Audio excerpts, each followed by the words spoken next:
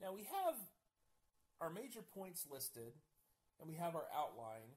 Now it's time to draft a statement of major points. And it's very important to understand that this is the foundation for your introduction and conclusion.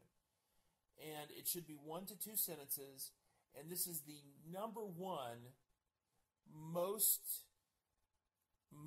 important thing, and yet most students fail to write it.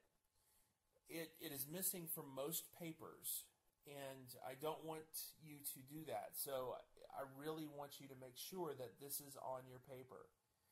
The introduction should be written in the future tense and the conclusion in the past tense, and it's really easy to do because you just write this statement one time, and then you can use your copy and paste, and then change the tense, and you've got. This is an example from our accountability paper for the introduction. This paper will provide an examination of the importance of accountability, key issues in implementing an organization that is accountable, and evaluating accountability. That provides all three of the major points, and it tells us what the paper is going to do.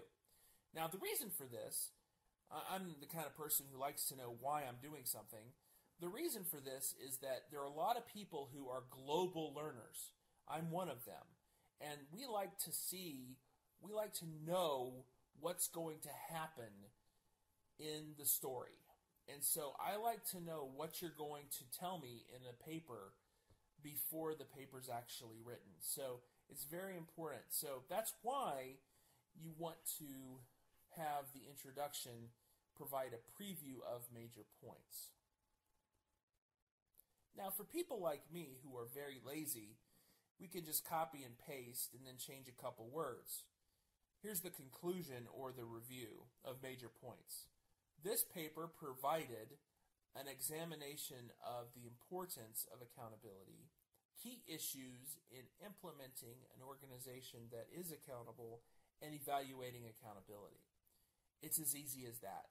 And both of these sentences, one will be at the beginning, one will be at the end, and you've end capped your paper so that people know what's going to be told and people know what was told, and you really are able to clearly define what's going to happen and what did happen in your paper. Very, very important. The fourth step is to fill in the blanks and to do the literature search. And I do both at the same time. The review of literature, the citations, and the reference. Most students, and it's very interesting to see how people do this, but most students go outside of the material that they have right at their fingertips to try to find other stuff. They go to Google, they go to ask.com, they go all over the place, and they find sources that, number one, are not peer-reviewed, they're not real sources, they don't meet the University of Phoenix criteria for an actual source, a valid source, and yet, for every single assignment, we have right at their fingertips with the textbook and the electronic reserve reading articles, we have the number of required sources right there readily available to them. So what I would suggest is at least you take a look at these sources that are readily available to you and use the library if you don't like the sources that are right there. And then I fill in the blanks, and that's just writing the paper. And it's not hard, it's not difficult, but because now that I have my framework built, all I have to do is go in and put the plaster in and write the actual paper. So it's pretty easy to do once you have all of that ready. I'm sure that all of you are familiar with this, but under the materials section, not course materials forum within the classroom, but the materials section is where the textbook links are and the required reading as far as the articles, the reserve reading. and this is where you can find all of that information. And I would highly recommend that you at least attempt to use that. You don't have to, but it would be my high recommendation for that, because the information that we read, the required reading, is in sync every week with what we are writing in our rubric assignments. So just a little hint to try to save you a little bit of time, because I know how busy you are, and I know that you don't have a whole lot of time.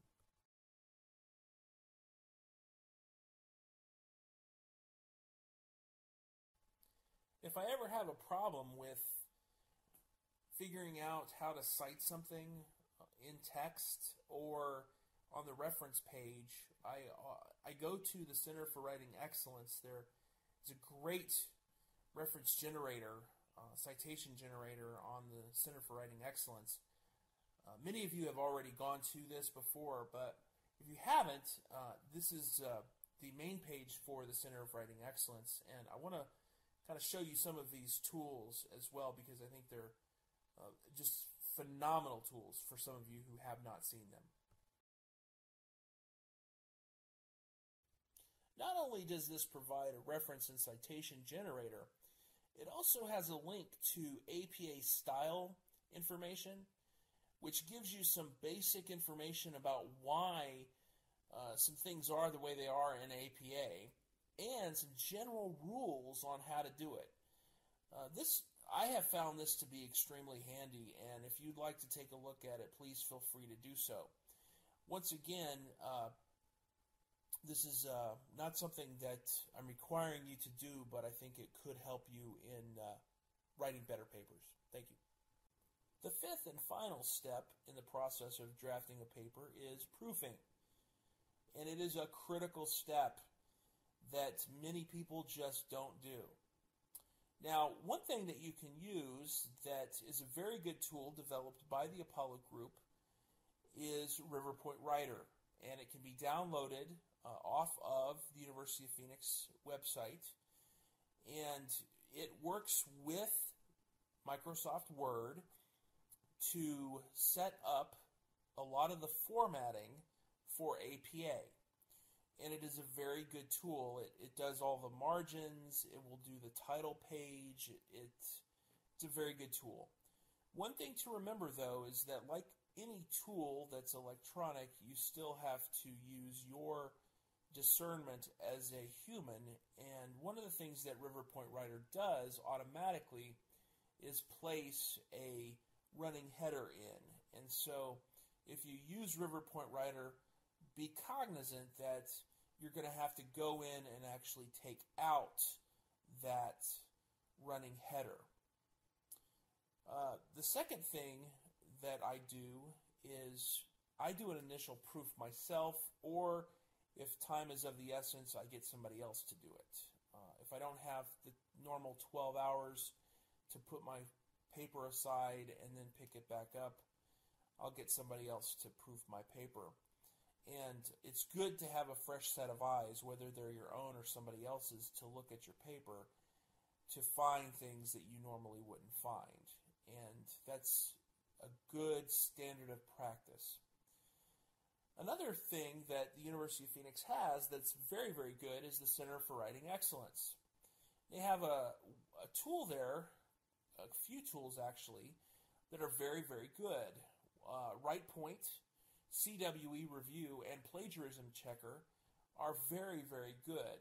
And you can actually upload the file one time and check all three of those boxes, or one or two or three, and you can have those actually go through and your paper be reviewed by those tools.